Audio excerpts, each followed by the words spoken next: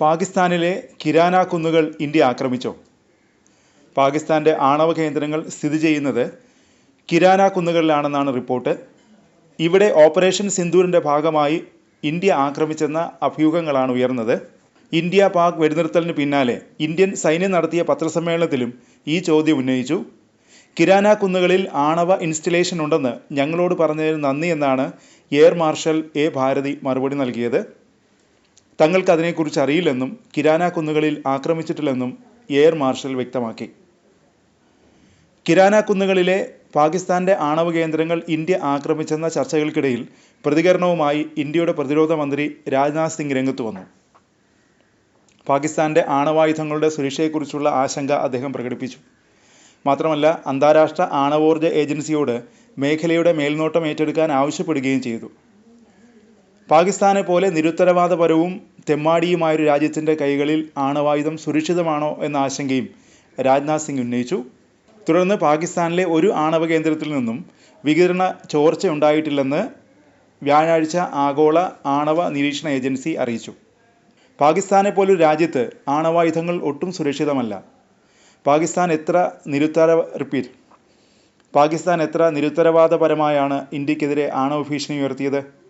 ലോകം മുഴുവൻ അത് കണ്ടതാണ്. ഇത്രയും ഉത്തരവാദിത്തമില്ലാതെ പെരുമാറുന്ന ഒരു രാജ്യത്തിൻ്റെ കൈകളിൽ ആണവായുധങ്ങൾ സുരക്ഷിതമാണോ എന്നും രാജ്നാഥ് സിംഗ് ചോദിക്കുന്നു. പഹൽഗാം ഭീകരാക്രമണത്തിന് ശേഷമുണ്ടായ സംഭവ വികാസങ്ങളെല്ലാം പാകിസ്ഥാൻ എന്ന രാജ്യത്തിൻ്റെ ബലഹീനതകൾ വെളിപ്പെടുത്തുന്നതായിരുന്നു. പലതവണയാണ് പാകിസ്ഥാൻ മന്ത്രിമാർ ഉൾപ്പെടെ ആണവ ഭീഷണി ഉയർത്തിയത്. ലോകത്ത് ഒരു പരിഷ്കൃത ജനാധിപത്യ രാജ്യവും ഇത്തരമൊരു ഭീഷണി മുഴക്കില്ല. അതിനാൽ പാകിസ്ഥാൻ ആഗോള സുരക്ഷയ്ക്ക് ഭീഷണിയാണെന്ന് വ്യക്തമാണ്. ഇത് ലോകത്തിന് മുന്നിൽ ഉയർത്തുന്നതിൽ ഇന്ത്യ വിജയിച്ചിട്ടുമുണ്ട്. മാത്രമല്ല, ഭീകരർക്ക് തണലൊരുക്കുന്ന രാജ്യമാണ് പാകിസ്ഥാനെന്നും വീണ്ടും ഇന്ത്യക്ക് തെളിയിക്കാനായി. അതിനാലാണ് ചൈന പോലും തുടക്കത്തിൽ പാകിസ്ഥാന് അനുകൂലമായി സംസാരിക്കാൻ തയ്യാറാവാതിരുന്നത്. പാകിസ്ഥാനിലെ കിരാന കുന്നുകളിലുള്ള ആയുധശേഖരത്തിൽ ചോർച്ചയില്ലെന്നാണ് ഏറ്റവും ഒടുവിൽ അന്താരാഷ്ട്ര ആണവോർജ്ജ ഏജൻസി വെളിപ്പെടുത്തിയത്.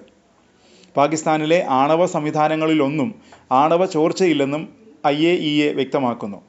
സിവിലിയൻ ന്യൂക്ലിയർ റിയാക്ടറുകളും സൈറ്റുകളും പരിശോധിക്കുകയും ബോംബ് നിർമ്മാണത്തിനായി ന്യൂക്ലിയർ സംവിധാനങ്ങൾ ഉപയോഗിക്കുന്നില്ലെന്നും ഉറപ്പുവരുത്തുകയുമാണ് IAEA ചെയ്യുന്നത്.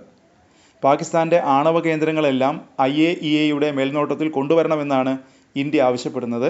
എന്നാൽ ഇന്ത്യയുടെ ആവശ്യം പാകിസ്ഥാൻ തള്ളിക്കളയുകയാണ്. ഇന്ത്യയുടെ പരാമർശങ്ങൾ ഉത്തരവാദിത്തരഹിതമെന്നാണ് പാകിസ്ഥാൻ വിശേഷിപ്പിക്കുന്നത്. ഇന്ത്യയുടെ ആക്രമണത്തിനെതിരെ പാകിസ്ഥാൻ ഉയർത്തിയ ഫലപ്രദമായ പ്രതിരോധത്തെ തുടർന്നുണ്ടായ അരിശിതാവസ്ഥയും നിരാശയുമാണ് ഈ ആവശ്യത്തിന് പിന്നിലെന്നാണ് പാകിസ്ഥാൻ പ്രസ്താവനയിൽ പറയുന്നത്. പാകിസ്ഥാൻ ആണവായുധം ഉപയോഗിച്ച് ആക്രമണം നടത്തിയാൽ മാത്രമേ അതേ നാണയത്തിൽ ഇന്ത്യ തിരിച്ചടിക്കുകയുള്ളൂ എന്നാണ് ഇന്ത്യയുടെ നയം. എന്നാൽ പാകിസ്ഥാൻ ഇടയ്ക്കിടെ ആണവായുധ ഭീഷണി മുഴക്കിക്കൊണ്ടിരിക്കുന്നു.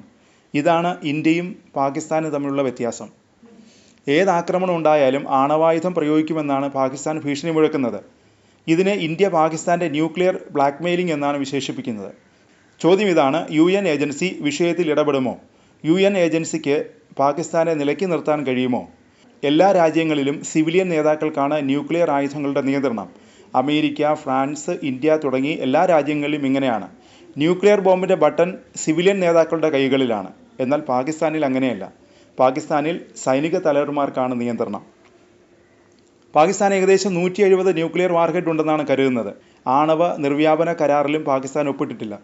ഇക്കാരണങ്ങളാലാണ് US മുൻ പ്രസിഡന്റ് ബൈഡനും നിലവിലെ പ്രസിഡന്റ് ട്രംപും പാകിസ്ഥാൻ്റെ ആണവായുധങ്ങളെക്കുറിച്ചുള്ള ആശങ്ക പങ്കുവയ്ക്കുന്നത്.